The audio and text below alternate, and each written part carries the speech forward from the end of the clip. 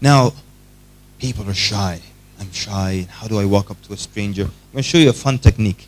But if I show you this technique, you have to promise to use it. Deal? Okay, if anyone's not going to use it, leave now, please. I don't want you to hear the technique. I'm serious. Okay, that means everyone's going to use it, yeah?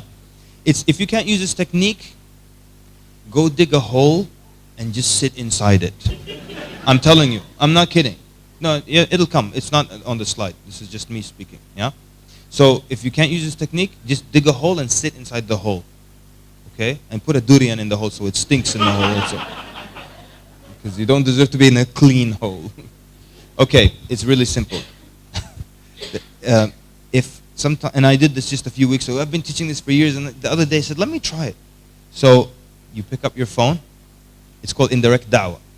Pick up your phone, and you can actually call someone for real, or just speak to nothing. If your phone rings, you'll be embarrassed, but just speak to nobody. I want to give da'wah.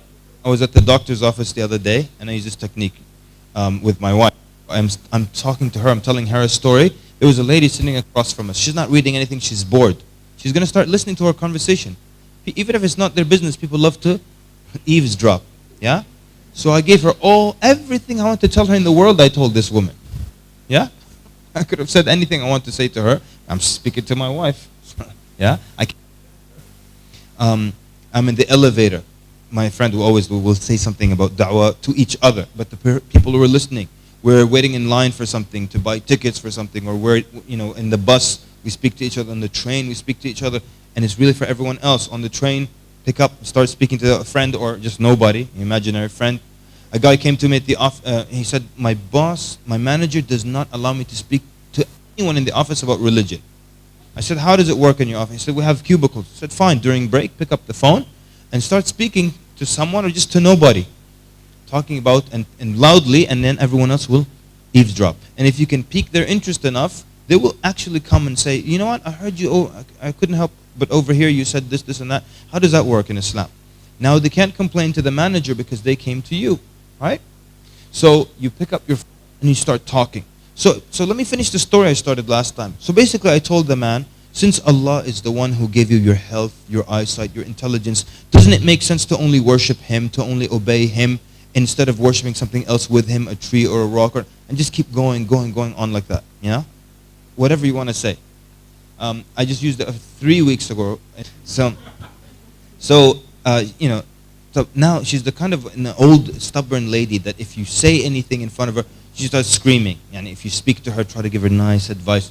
So I said everything that was here, everything I wanted to say, I said it to her, and she didn't say a single thing. She didn't bat an eyelid, you know? Nothing. Why? Because I was on the phone talking to somebody. And I wasn't talking to anybody. Yeah. And I just kept going about hadith after hadith, the excellence of the companions, and the ones that they insult. And what if Allah brings you on the Day of Judgment in front of this companion? Who do you think will win? You will win, and the companion will lose. You will lose. And she was like this the whole time. I don't think in her life, and she's an older lady, probably never heard a full lecture like that, because this is the top. She'll just interrupt anybody. You could bring her, Mufti al-Haram, she'll cut him off, But this time, because I'm on the phone, just everything I wanted to say.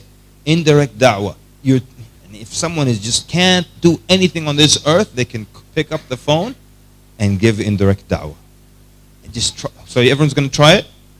Because it's impossible that you can't try it. Just pick up the phone and start talking so people can hear you. Yeah? You can even do it with Muslims. Someone, whatever, someone has an issue with hijab. Okay, fine. Yeah, so some people say hijab is not part of Islam. What kind of religion? Just go through with it. Yeah? It's really easy, but you have to try it. And it's so effective. We taught this technique early, some years ago. And at the first time at the university, where I was chaplain, yeah? And the sisters started to use it everywhere. Even in the bathroom, they would talk to each other about the purpose of life. They said, sometimes people look at us funny and walk out. This one time a sister was washing her hands, she just looked at them and walked out. Then another sister came out of the stalls and she said, I couldn't help overhearing that. No, she washed her hands first. Then she said, I couldn't help overhearing you guys talking about, the purpose of life. What is the purpose of life? Yeah. Anytime they're standing there, waiting in line at the restaurant to buy their sandwich, whatever, talking about the purpose of life, about Allah and Islam, and about halal and haram, right, wrong, anything. It's so effective. If someone is offended, make sure you don't offend people.